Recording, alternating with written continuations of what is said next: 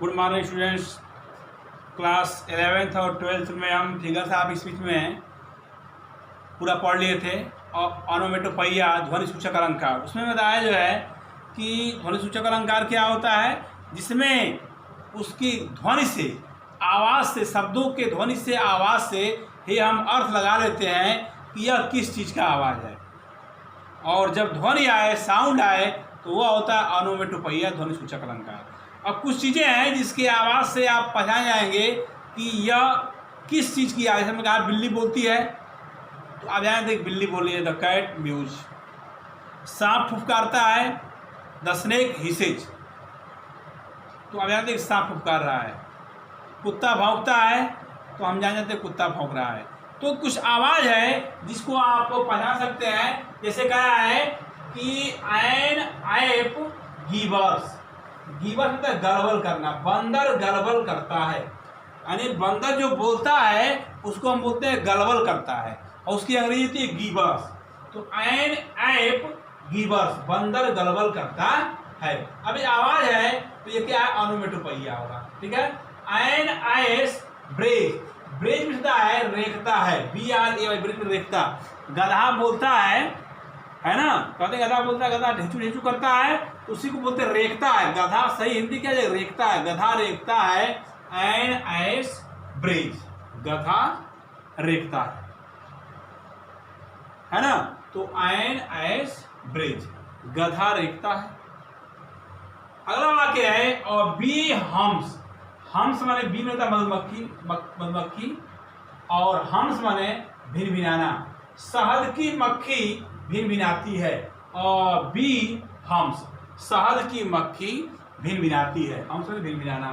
ठीक है। तो ये वाक्य आएगा तो क्या आएगा, ये सब ऑनोमेटोपोइया के उदाहरण है, और ये आवाज़ है, इससे पहचानेंगे कि किस चीज़ की आवाज़ है। और बी हम्स, शहद की मक्खी भिनभिनाती है। ठीक है। अब है और बर्ड ट्वीटर्स, ट्वीटर्स माने TWITERS, ट्वीटर्स माने चहचहाना। तो अ बर्ड ट्वीटर्स, चिड़िया चहकती है। अ बर्ड ट्वीटर्स, चिड़िया चहकती है। कह रहा है कि अ बर्ड ट्वीटर्स, चिड़िया चहकती है। अ बर्ड ट्वीटर्स, चिड़िया चहकती है। कह रहा है अ कैट म्यूज, बिल्ली म्याऊ म्याऊ करती है। अ कैट म्यूज, बिल्ली म्याऊ म्याऊ करती है। ठीक है। तो a cat mews, mews means म्याऊ म्याऊ, बिल्ली म्याऊ म्याऊ करती है। अब कह रहा है अ कॉक क्रोज, मुर्गा बाग देता है। अ कॉक क्रोज, मुर्गा बाग देता है। अ कॉक क्रोज, मुर्गा बाग देता है। अब कह रहा है a crow cause, a crow cause, cause means काव काव करना, काज मीन्स काव काव करना। तो कौवा काव काव करता है। अ क्रो काज, कौवा काव काव करता। अ क्रो काज, कौवा काव काव करता है, काज। ठीक है। ये सब ऑनोमेटोपोइया के उदाहरण हैं, और किसकी क्या आवाज़ है उसे पहचानेंगे कि अ क्रो काज, कौवा काव काव करता है। अगर an elephant trumpets, an elephant trumpets में होता है चिंघाड़ना, हाथी चिंघाड़ता है, हाथी चिंघाड़ता है। एन एलिफेंट ट्रम्पेट्स, हाथी चिंघाड़ता है। अब कह रहा है अ स्नेक हिसेज, हिसे मतलब फुफकार मारना, सांप फुफकार मारता है। अ स्नेक हिसेज, सांप फुफकार मारता, अ स्नेक हिसेज, सांप फुफकार मारता है। कह रहा है हाग ग्रंट्स, सुअर घूर घूर करता है। हाग में सुअर, ग्रंट्स में घूर घूर करना। तो हाग ग्रंट्स में घूर घूर कर, सुअर घूर घूर करता है।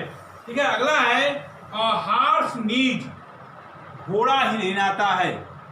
हार्स नीज, घोड़ा हिनहिनाता है। कह रहा पैरोट टॉक्स, तोता टे टे करता है। पैरोट टॉक्स, तोता टे टे करता है। और पैरोट टॉक्स, तोता टे टे करता है। कह रहा लायन रोर्स, शेर दहाड़ता है। और लायन रोर्स, शेर दहाड़ता है। अ गोट ब्लिट्स, बकरी मिमियाती है। अ गोट ब्लिट्स, बकरी मिमियाती है। कह रहा है और डॉग बार्क्स, कुत्ता भौंकता है। ठीक है, तो ये ऑनोमेटोपैया ध्वनि सूचक अलंकार के उदाहरण है। और इसमें उदाहरण क्या है, ये आवाज है जिसकी आवाज से आप पहचानेंगे कि क्या चीज बोल रहा है और उसी से आप जान जाएंगे कि यह ऑनोमेटोपैया का वाक्य है। तो ध्वनि सूचक अलंकार जब शब्द के ध्वनि से, आवाज से हम उसका अर्थ लगा लेते हैं कि यह जानवर बोल रहा है। ठीक है, तो वह ध्वनि सूचक अलंकार सिर्फ जानवर नहीं, जानवर है, पानी है, नदियों का पानी है, क्लैपिंग, लैपिंग करता है, उछलता है, ये सब चीजें क्या है, ऑनोमेटोपैया ध्वनि सूचक अलंकार के उदाहरण भी हैं। अब इसके बाद देखिए फिगर साहब इसमें समाप्त हो गया, अलंकार जो है समाप्त हो गया। इसमें जब आता है तो एक वाक्य दे देता है, एक या दो वाक्य दे देगा, क्वेश्चन देगा, 2 या 3 वाक्य देगा, उसमें से कोई एक आपको करना होगा कि कौन सा फिगर सा आप स्पीच है, पहचानना होगा। तो जो सबसे सरल लगे उसको आप पहले देखिए वाक्य में। तो सबसे पहली चीज़ है कि सबसे पहले अलंकार पूरा आपने पढ़ लिया, सबसे पहले आप जो है कह रहे हैं वाक्य में कि सर्वप्रथम एपॉस्ट्रॉफी को पहचानिए। अगर वाक्य में देखिए कि कामा दिया है, ठीक है, वाक्य में कामा दिया है, संबोधन का चिन्ह दिया है, ठीक है, संबोधन किया गया है, तो वो एपॉस्ट्रॉफी है। एपॉस्ट्रॉफी में क्या होता है, जब मरे हुए व्यक्ति का, अनुपस्थित व्यक्ति का, विचारों का संबोधन किया जाए तो वो होता है एपॉस्ट्रॉफी। तो ऐसा वाक्य दिया जाता है तो वो क्या होता है, एपॉस्ट्रॉफी। सबसे पहले एपॉस्ट्रॉफी को बताइए। जैसे कह रहा है O word, O life, O time, O death, where is thy sting. उदाहरण है O death where is thy sting. तो ओ डेथ बाद क्या संबोधन है, या कामा आता है तो वह वाक्य एपॉस्ट्रॉफी होता है। सबसे सरल तरीका है बताने का क्या है, कामा दिया हुआ है, संबोधन किया गया है, संबोधन का चिन्ह है, तो वह एपॉस्ट्रॉफी है। इसके बाद आइए नंबर 2 पे जो है कि ये पहचान लेते हैं आप जो है, तो इसके बाद आते हैं सिमिली पर। सिमिली अलंकार में क्या होता है, यदि वाक्य में लाइक, सो, एज दिया हो तो वह सिमिली है, एकदम आंख बंद करके। अगर लाइक, सो, एज लिखा हुआ है वाक्य में तो वह अलंकार सिमिली है। सिमिली की अवस्था क्या है, जब दो भिन्न भिन्न वस्तुओं की तुलना किया जाए और कोई एक बात दोनों में समान हो और समानता प्रकट करने वाला शब्द भी उसमें हो, लाइक, सो, एज। तो हमने कहा लाइक, सो, एज होना चाहिए। ठीक है, तो सबसे पहले एपॉस्ट्रॉफी को देखिए, फिर सिमिली को देखिए। ठीक है, इसके बाद जो है ऑनोमेटोपैया। अगर कोई ध्वनि हो, अभी आया हूं तो उसको देखिए, ठीक, उसको पहचान लीजिए, मैंने कौन है इसे पहचानना है। इसके बाद आएगा हाइपरबोल, अतिशयोक्ति अलंकार। जब किसी बात को बहुत बढ़ा चढ़ाकर या बहुत घटा कर कहा जाए, कोई बहुत बड़ी चीज है उसको बहुत छोटा किया जाए,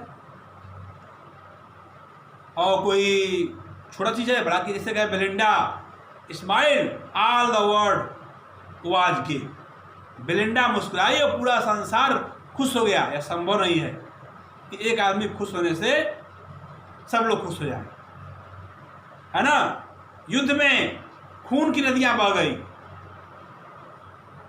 ये संभव नहीं है।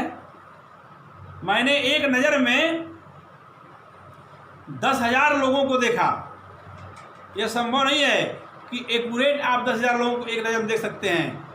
10,000 से अधिक भी हो सकते हैं, 10,000 से कम भी हो सकते हैं, लेकिन एक नज़र में 10,000 लोगों को आप गन के नहीं देख सकते हैं, ये संभव नहीं है। जब किसी बात को बढ़ा चढ़ा कहा जाए तो वो क्या होता है, हाइपरबोल होता है। ठीक है, इसके बाद छांटिए पर्सनिफिकेशन।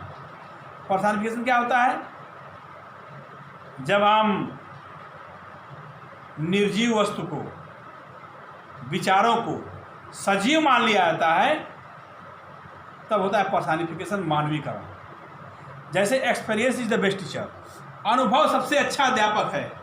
तो एक्सपीरियंस निर्जीव है, लेकिन अध्यापक क्या है, सजीव है। अरे निर्जीव को हमने सजीव मान लिया तो वो क्या है, पर्सनिफिकेशन है। Experience is the best teacher. Life is bitter sweet, जीवन कड़वा मीठा है। Love is blind, sorry life is bitter sweet, ये इसका उदाहरण नहीं है, पर्सनिफिकेशन का जो है एक्सपीरियंस। लव इज ब्लाइंड, प्यार अंधा है, ठीक है। Authority forgets a dying king, तो मानवीकरण जिसमें क्या हो, निर्जीव वस्तु को सजीव मान लिया जाए, विचारों को सजीव मान लिया जाए, तो होता है पर्सनिफिकेशन, ठीक है। अब सबसे ये जो है आपका जो है एपोस्ट्रॉफी पर्सनिफिकेशन, ये सारा आपका हो गया जो है, ठीक है। तो सबसे अंत में मेटाफर देखिए।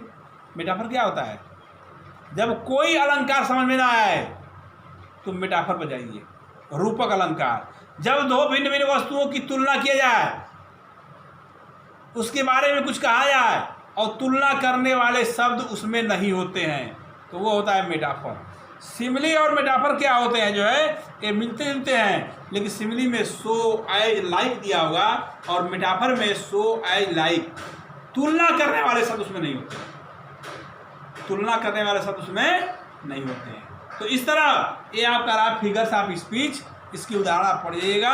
इसकी पहचानने का तरीका हमने बताया जो है कि वाक्य देगा और उसमें पहचानना होगा कि फिगर्स ऑफ स्पीच कौन है। 2 नंबर का ये आएगा, और 2 नंबर के 4 नंबर का आता है फिगर्स ऑफ स्पीच, 4 नंबर का बहुत इंपॉर्टेंट और कम एकदम पता है कहाँ से आएगा।